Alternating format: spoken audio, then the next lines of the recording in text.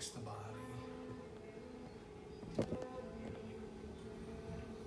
Just allowing any tension to flow out and away.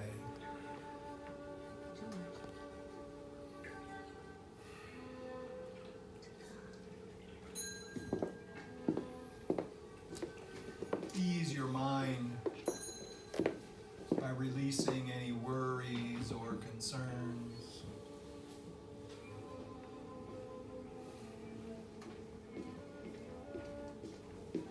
Set the spirit free by letting go of any grievances.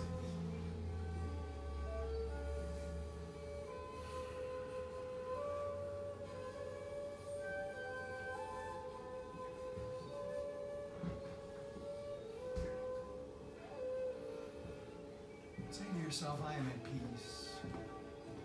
I am at peace.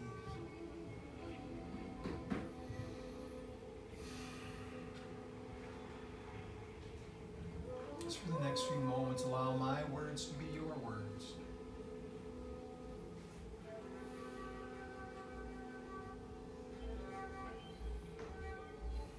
I commit this day to nonviolence.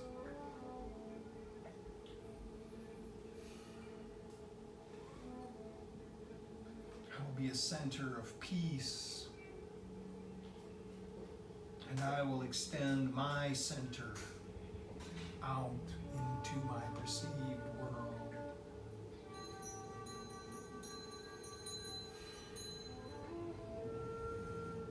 I'm in concord with life, connected to my brothers and sisters, determined to cause no harm.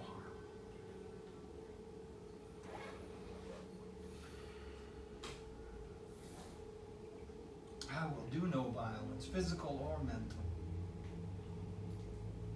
And as my inner quiet deepens, my connection to all life becomes more apparent.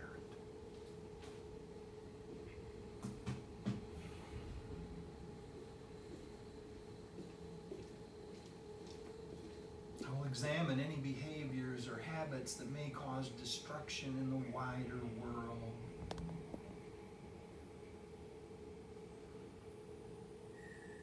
Affirm and celebrate the fact that I am a good steward of my own resources and those of the greater community.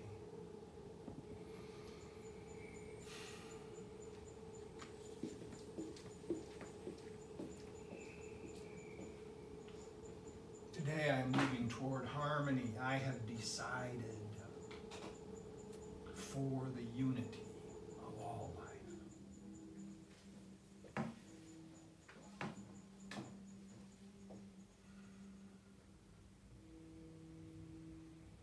Realize that I am part of this vast web of life, connected to the entire planet and beyond.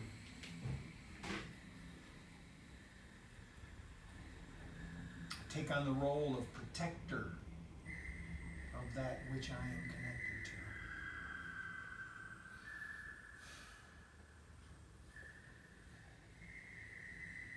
Deeper and deeper I see.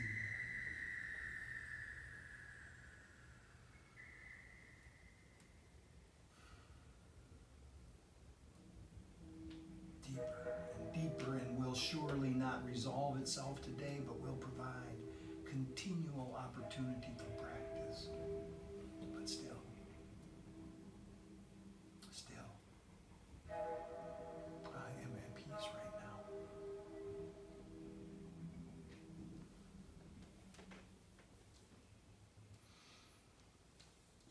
Say amen and amen.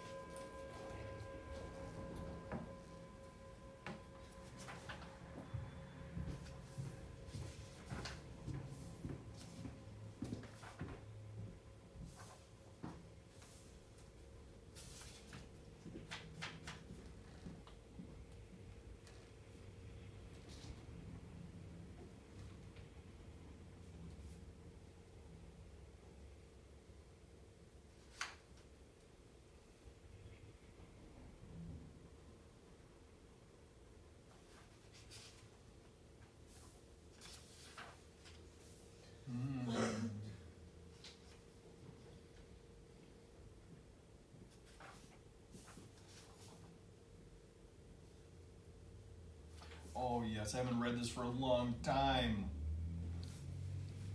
A hard decree.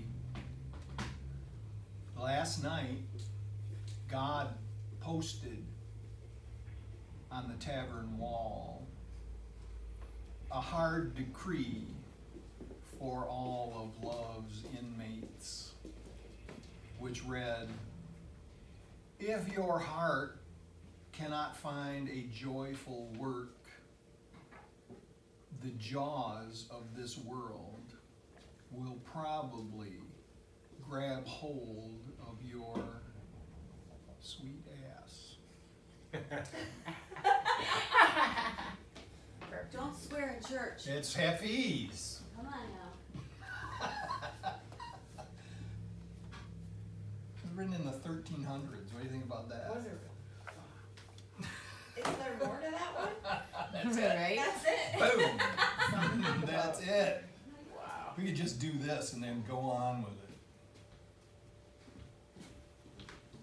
Who's Effie? Hafiz. It's a Sufi poet who comes after Rumi. Who's Rumi? Rumi's the most popular poet in the world. I don't know poetry. You're gonna know more, okay? Okay, Rumi. You're gonna I've know heard more. you say Rumi before. I tried to remember it so I could Google it. Is that a poet, Rumi? Yeah, R-U-M-I. Thank you. Yes. He's fabulous. How do you spell Hafiz? Yes. Hafiz. Hafiz. And how do you, what, Rumi? R-U-M-I? Yes. And that would be a poet? Okay, one last one here. Good. This one's not quite so wild as the last one. Courteous to the ant. God blooms from the shoulder of the elephant, who becomes courteous to the ant.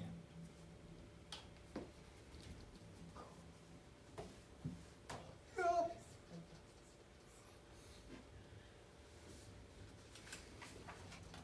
What's the website again? Is that onespiritcenter.org or no? That's CC, I believe. Okay. It is for sure One Spirit Center.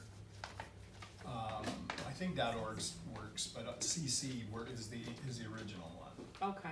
That's the one that normally pops up whenever I Google search. So. Oh, okay, cool. Okay, so Rumi says for this morning, don't be satisfied with the stories of others. Unfold your own myths.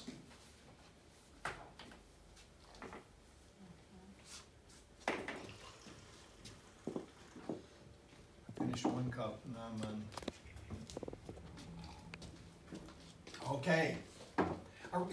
Is it working? Are we up? It's working. We are on the air. It's Beautiful. working, but All right. you're So- walking around. Oh, is it not? Tell me where's my space. Right Is this there. okay? Right here is my space. That's it. No, you can walk over here, I but can it'll walk over start there. to All right. cut your head Okay. off. Okay. All right. So I'll move it. You can walk around, I guess. We'll let you walk. it's all right. It's all right. I don't have to go anywhere right now. I've got a few things to say, and I'm just gonna say them, and I'll be done. All right. Sure. What do you think? Let's look at this.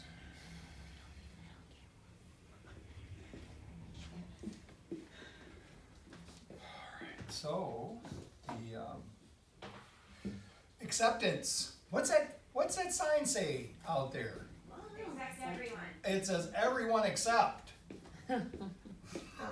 Except. Depends on which way you're coming. I know. Except everyone. Except. This in an age of division, isn't this just like the hardest thing to ask? Now, I don't think, maybe there's someone who wasn't told this at one time or another in their life.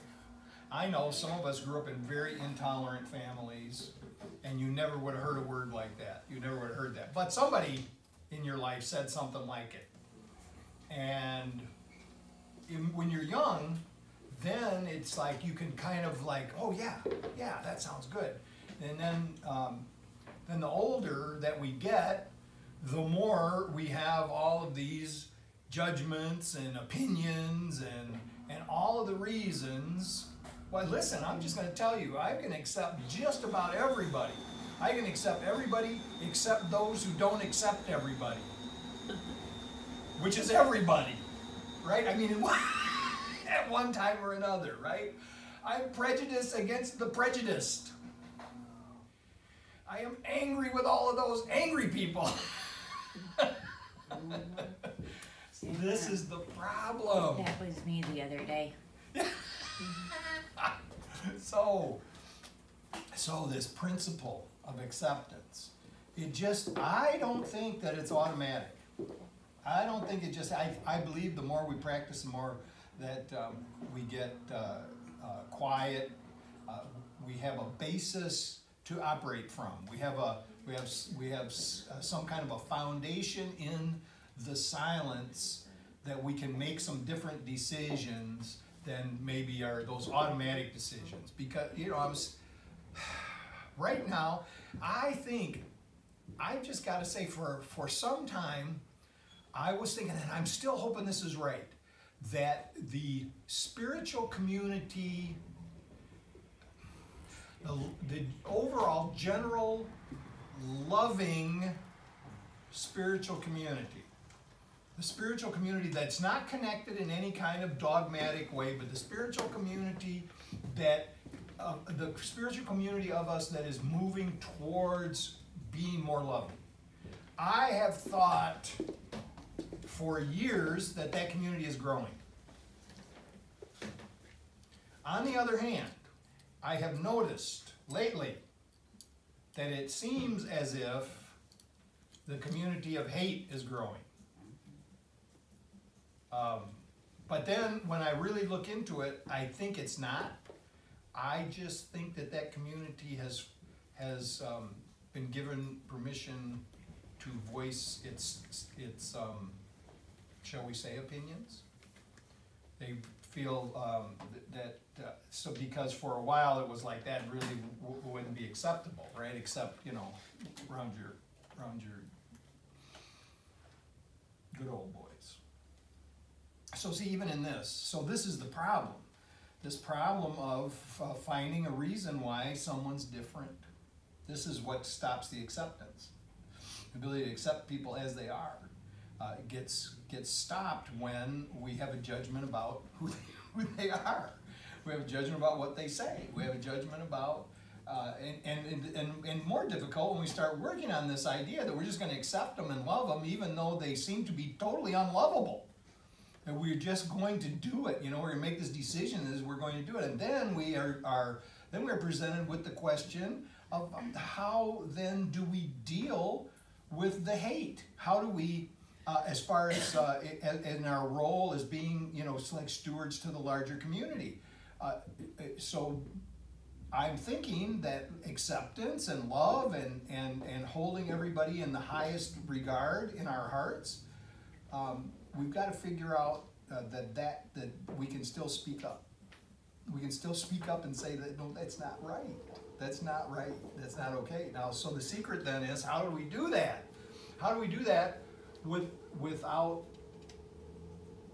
adding our own hate into it? How do we do that without, because see, if we do it out of anger, then actually what's happening is we're actually fueling the issue.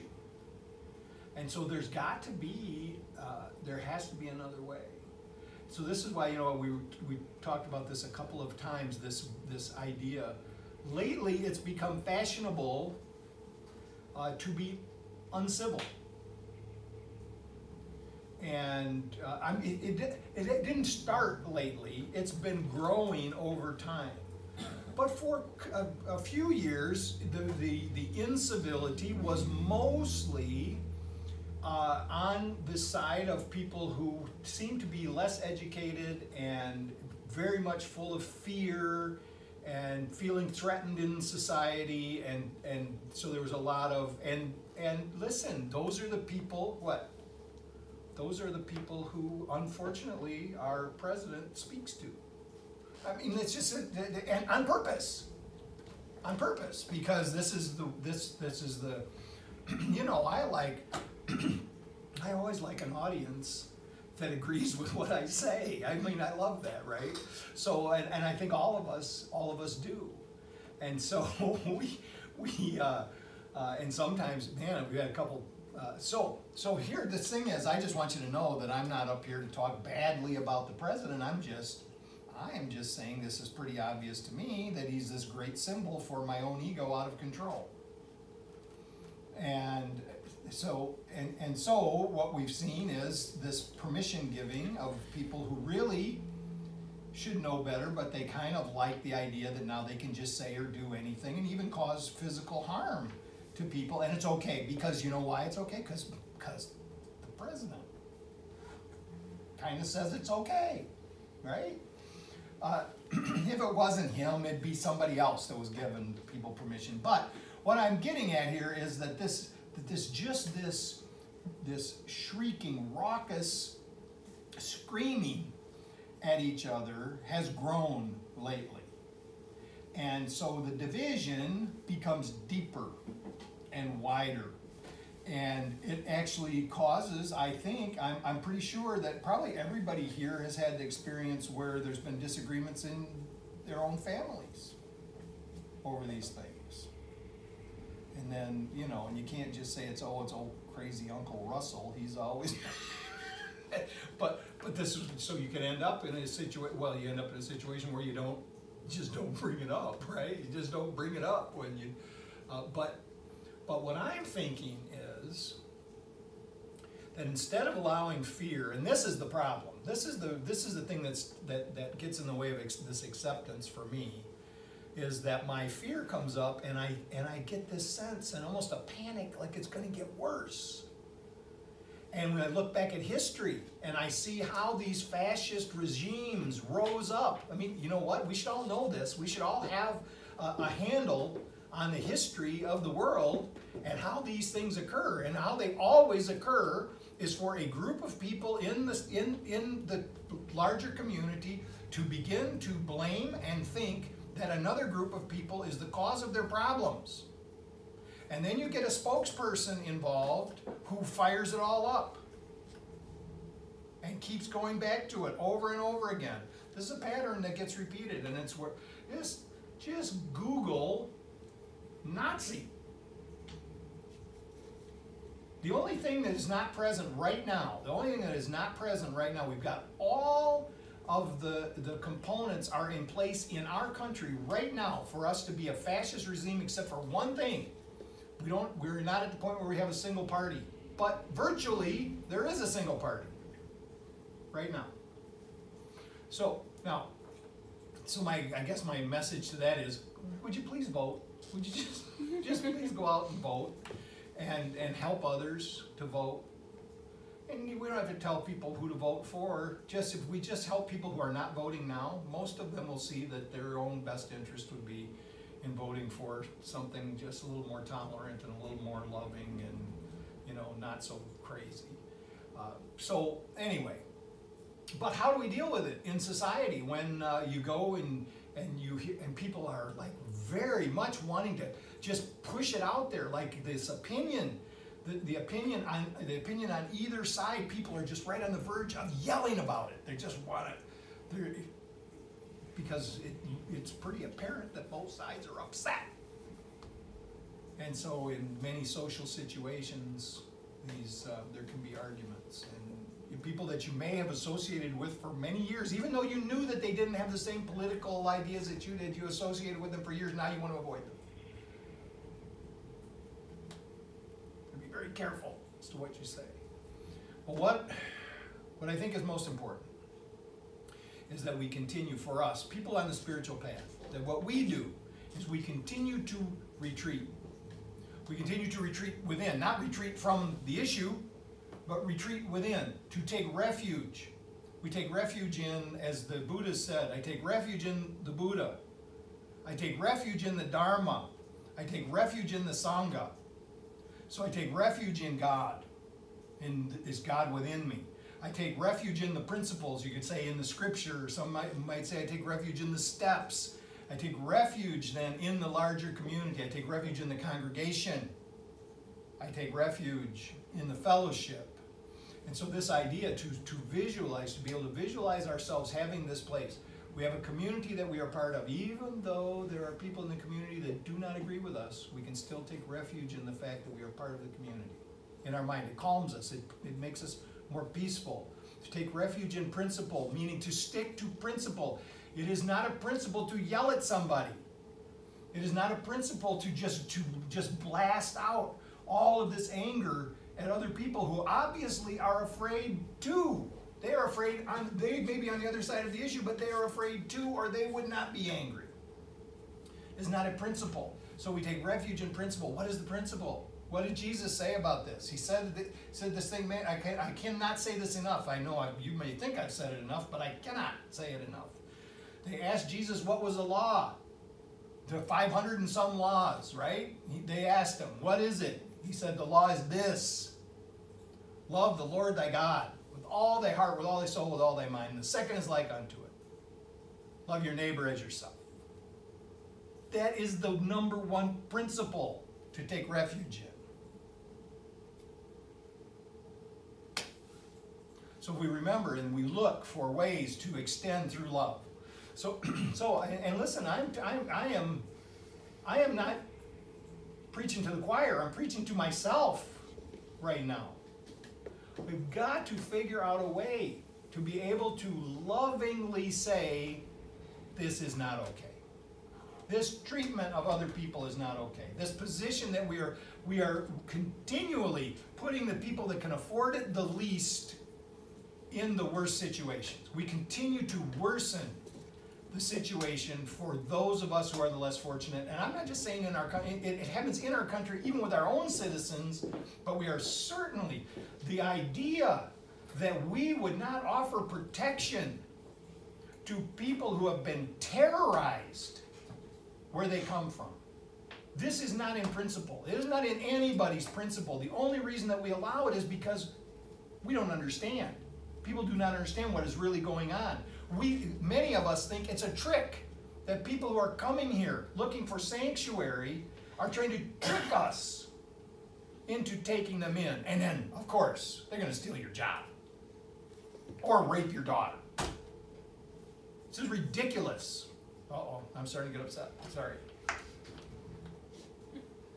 That's exactly what I didn't want to do. So it's not in principle. And if we just would understand, we would just understand that this is what we're supposed to be. We're supposed to be this. We are supposed to be the shining city on the hill. And of course, if you're the shining city on the hill, people are going to be attracted.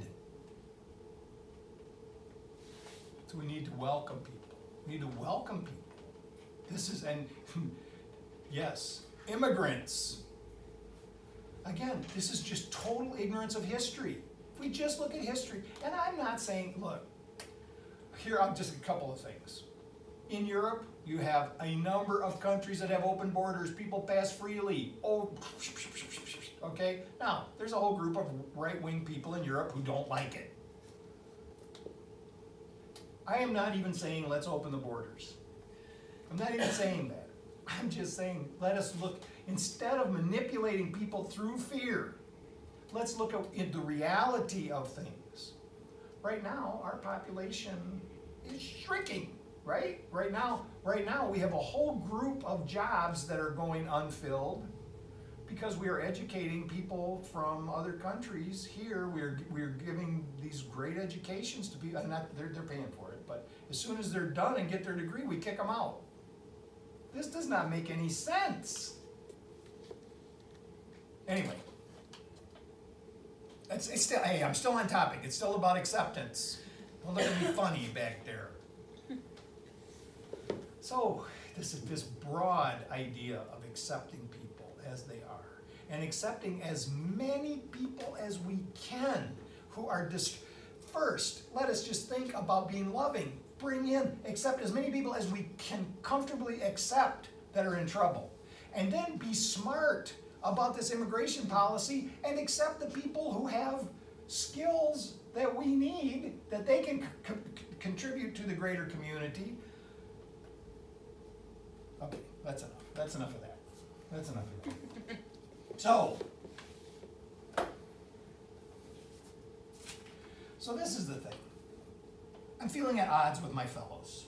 I'm feeling at odds with some of my fellows, and you know what? It's disturbing to think about what the numbers as they actually are. I mean, if you look at this statistically speaking, it's like 40, and 10 in the middle that don't know what to do. You get 40% on one side, 40% on the other side, and 10 in the middle who can't decide. That's too many people to exclude from our lives.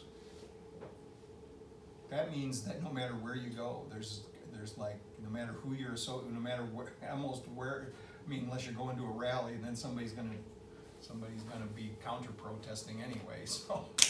So to be able to forgive these appearances, because here's what the fact of the matter is. What the Course in Miracles tells us is there's only two things that could possibly be going on. We're either giving love or we're asking for it. So all of these people who we're upset with right now, all these people who I'm upset with right now, they're just asking for love. Or I am just totally mistaken in my upset with them and I'm asking for love. Either way, it doesn't matter. Because the solution to the problem, no matter what, no matter who's wrong, and actually what the Course is kind of saying is, if I'm seeing them as separate from me, I'm automatically wrong. I'm automatically wrong. So then what I need to realize is I'm asking for love, and the only way to get it is to give it. That's all.